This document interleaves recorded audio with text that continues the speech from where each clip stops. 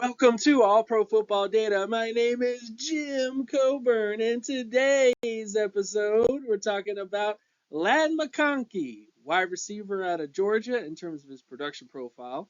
We're going to look to see how good he tested in terms of all the various numbers and variables at the position, and also we're going to look at some pro comparisons. Who did he test most similar to based on his production data, to see if there's anybody who we can point to say he could be the next this guy, which is what all NFL draft people care about, is who is the next whatever his name is, which is crazy to think about, but that's how everybody is.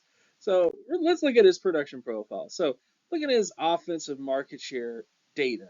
You take the raw statistic, you divide it by the team total, and then you get the market share score. So if you had, say, 5 touchdowns on a team that had 50, then you had 10% touchdown market share. You take that number, you compare it to every single team in the database to give you a percentile score, and then that is your score. And then, of course, you look at how other players performed in the past with various categories such as All-Pro, Pro Bowl, Starter, those types of things to see where they tested, and then that's how you do the grading. So in terms of offensive market share for Ladd McConkey, out of 3,710 wide receivers, by the way, since the 1969 NFL draft class, he did not test that well.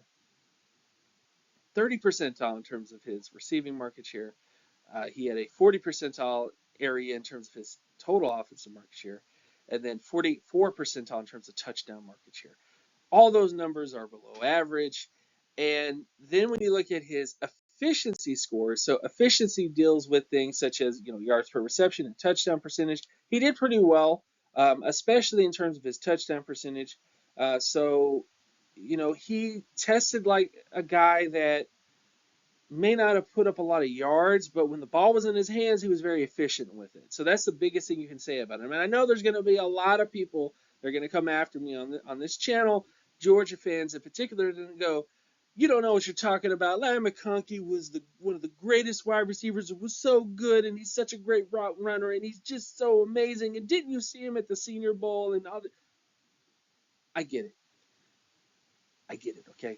I understand you guys love Ladd McConkey. I like his film too. I think he's incredible on film. He's a great route runner. He has great change of direction skills. But his market share data wasn't really that great. But there is a saving grace for him, which comes to his adjusted production. So adjusted production is where you look at the age of the prospect, you look at the strength of team and the strength of schedule. So there obviously is a difference between a guy who puts up Ladd McConkey's numbers at Coastal Carolina compared to Georgia.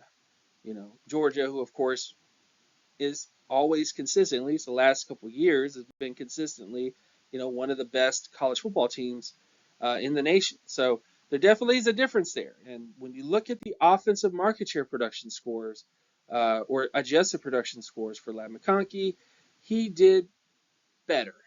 His age score was in the 69th percentile. His MSA rating was in the 80th percentile, and his pass rating was 72 percentile. The difference between the MSA rating and the pass ratings, MSA rating takes into account his big data marks like his yards per his touchdown market share and receiving market share and total offensive market share, whereas the pass score includes the efficiency scores.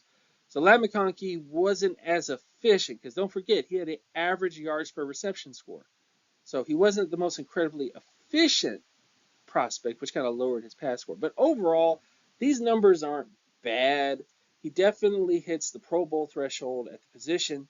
So you have that to look at. Now, in terms of his pro comparisons, these are the wide receivers that tested most similar to him based on his overall data. The one positive guy you can look at here is Brian Blades. Brian Blades, of course, is a wide receiver from the past who has a lot of success on an individual team. But, of course, when you look at the rest of the wide receivers on here, guys like Tim Smith, Antoine Green, KJ Osborne, Johnny Johnson III, Shea Wyatt, it's not a lot of guys to point to here. And just so you know, the way the data is broken up, the first 3 numbers at the top, that is, again, the receiving market share, total offensive market share, touchdown market share, and then, of course, the age marks are on the next column in the fourth column. Down is all the age numbers.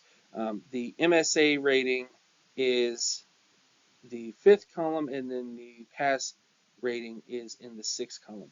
So McConkey doesn't have a lot of really great comparables in terms of his overall data. Now, in terms of his outlook, I would say Ladd McConkey profiles as a backup to starter long term based on his production profile.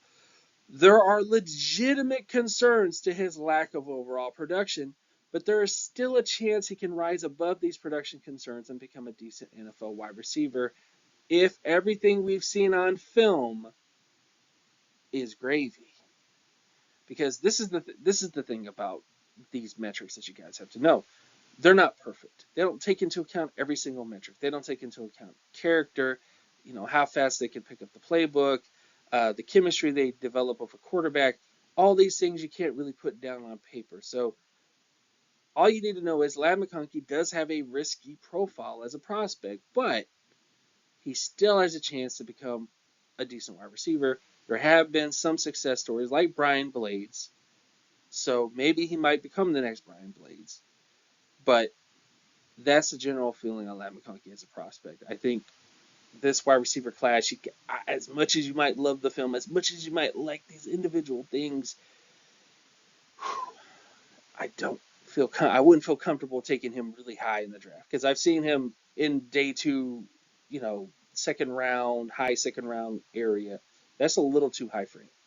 So with all that stuff out of the way, thank you guys so much for following the channel. My name is Jim Coburn. Also follow me on Twitter at Jimetrics, at JIMETRICS. Also check out my Patreon page, patreon.com/jcoburn. where you can find more content like this and numerous other data points as well. And I'll see you guys in the next one. Peace!